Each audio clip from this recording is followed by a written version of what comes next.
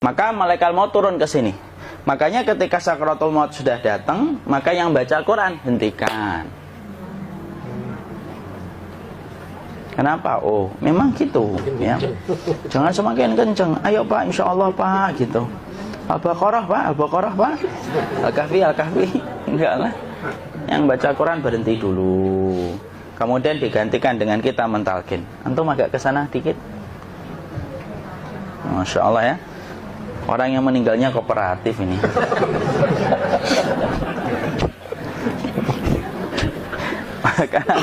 maka agak ke sini ya.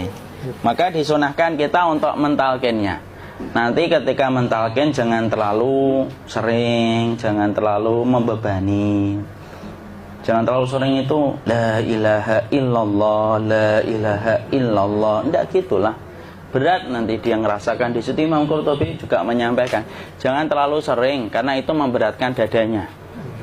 Jadi ketika mentalkin, saya sampaikan, boleh diganti atau enggak Ustadz? Enggaklah, talkin itu ibadah. Ibadah itu tauqifiyah. Tauqifiyah itu enggak usah diganti.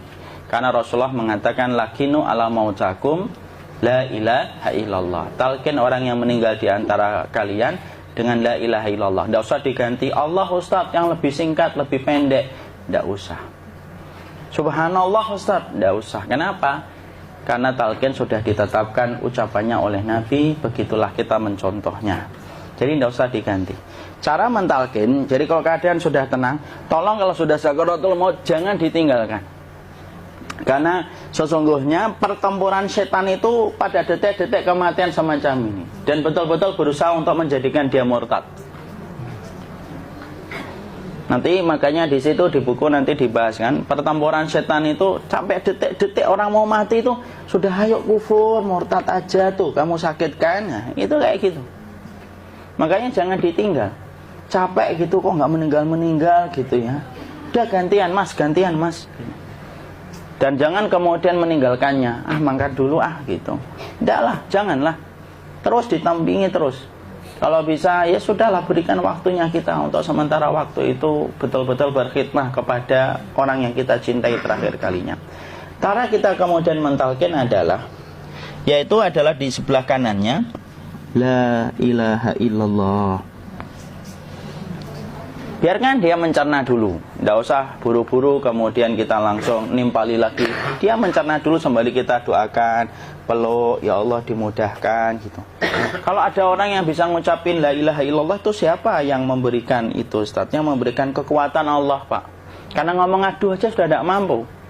Makanya Allah berfirman dalam surat Ibrahim, yusabbitullahu alladhina amanu bil qawli tsabit fil hayatid dunya wa fil akhirah. Allah teguhkan perkataan orang yang beriman dalam kehidupan dunia dan akhirat. Dunia itu ya ketika menjelang kematiannya. Makanya dia bisa ngomong la ilaha illallah. Sebenarnya ngomong aduh aja udah gak mampu. Kalau bisa ngomong, dia mesti ngomong aduhnya dulu.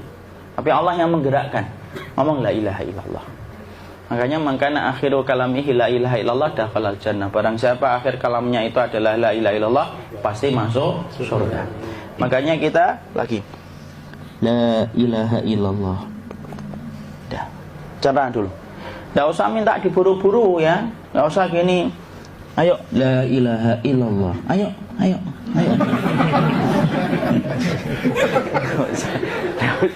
Enggak usah gitu. Ya, biarkan dia pelan-pelan gitu. Ayo tapak, ya Allah capek saya Pak. Enggak usah gitu.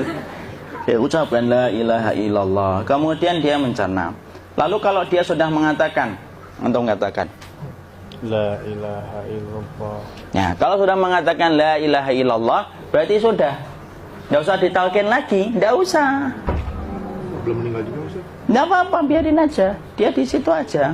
Kecuali dia ngomong lagi dan enggak usah diajak ngomong, alhamdulillah ya Pak, ya Allah gitu. Terus dia jawab, alhamdulillah. Itu berarti ucapan terakhirnya alhamdulillah. Atau ketika habis ditalkin la ilaha illallah, dia ngelihat air. Nah, itu berarti ucapan terakhirnya air. Talkin lagi. Nggak usah marah. Aduh Pak minta air. Kuncinya mau minta air nanti aja dikubur gitu loh. Jangan gitu. Biarin aja. Jangan kemudian setelah la ilaha illallah La ilaha illallah. Terus, ayo tutup, awas ya ngomong lagi ya.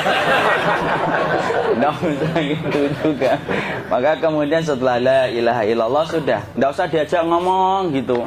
Terus kemudian nggak usah ada anaknya perempuan, ya Allah Pak, sudah bisa ngomong la ilaha illallah, usah gitu.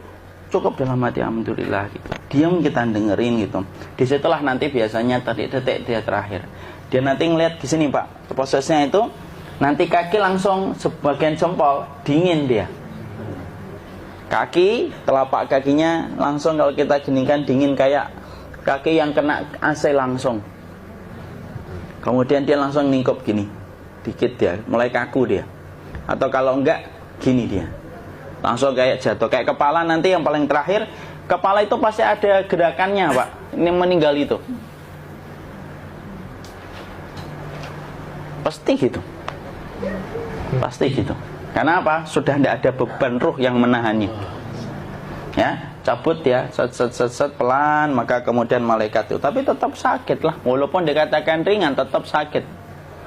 Maka kemudian sakit gitu, ngelewatin sini, jantung kemudian sudah tidak berfungsi. Kemudian ginjal Pak, ngelewatin ginjal tidak berfungsi. Bapak bayangkan kan, kalau yang pernah sakit batu ginjal Pak, sepakat nggak kalau kita batu ginjal itu sakitnya luar biasa Pak? Itu baru titik batu kecil di ginjal. Kita bisa bayangkan tiba-tiba ginjal tidak berfungsi. Sakitnya kayak apa Pak? Tiba-tiba ginjal nggak berfungsi, pankreas naik, kemudian tek jantung. Jantung ini dia masih hidup dia, di sininya masih hidup walaupun jantungnya sudah berhenti. Naik. Kemudian mata, dia ngelewatin mata. Organ tubuh yang paling setia sama ruh itu mata. Maka kemudian mata dia ngelihat dia, ngelihat keluarnya, naik dia. Nah, dilihat ini sama dia. Makanya Rasulullah mengatakan innar ruha idza qubida tabi'ahul basar. Ruh itu kalau dicabut, mata itu ngikutin kemana perjalanan ruh itu. Makanya ada yang meninggalnya gini. Ya itu bukan tanda su'ul khatimah. Itu tanda fitrahnya mata ngikutin ruh. Atau kemudian bukanya sedikit.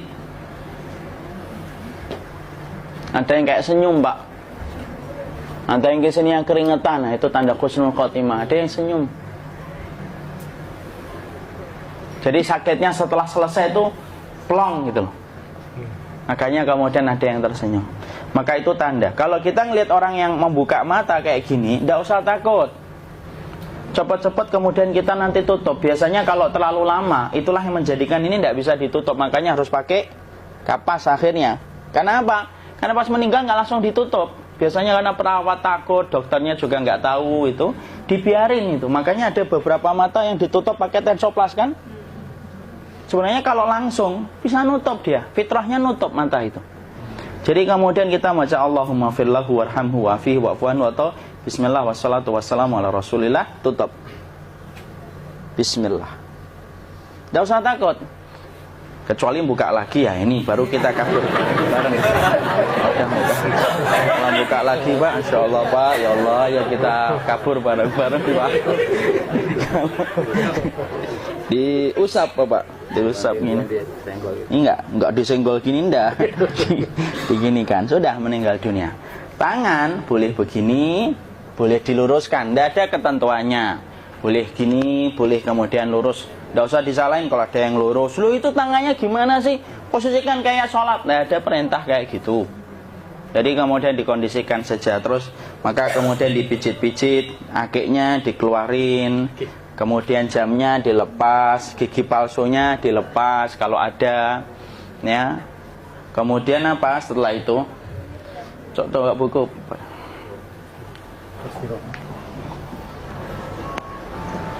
Kemudian kalau bisa awal-awal, kemudian taruh buku atau sesuatu yang agak berat di perutnya ketika baru meninggal dunia. Kenapa kemudian ditaruh kayak gini? Bukan apa-apa, supaya membantu sisa-sisa pencernaan dia untuk keluar. Nanti Pak, biasanya kalau kita taruh agak yang berat gini, atau kemudian kita gini-gini kan, ini udah makan belum Maki? Udah makan belum makan kok udah gede ya?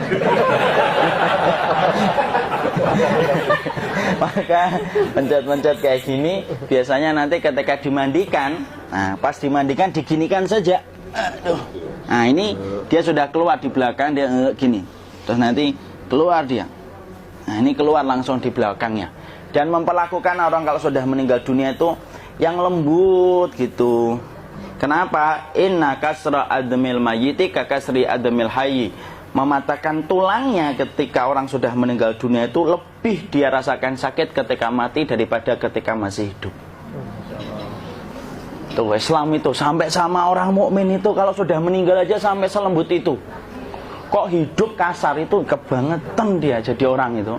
Mau sampai orang mati itu kemudian disuruh yang lembut, kalau ada aib disuruh nutup, tidak boleh diceritain. Misalkan di belakangnya beliau ini ada tompel, gagah-gagah tompelnya gede gitu, tidak boleh cerita. Masya Allah loh, sampai segitunya sunnah itu ngajarin kita untuk nutup aib.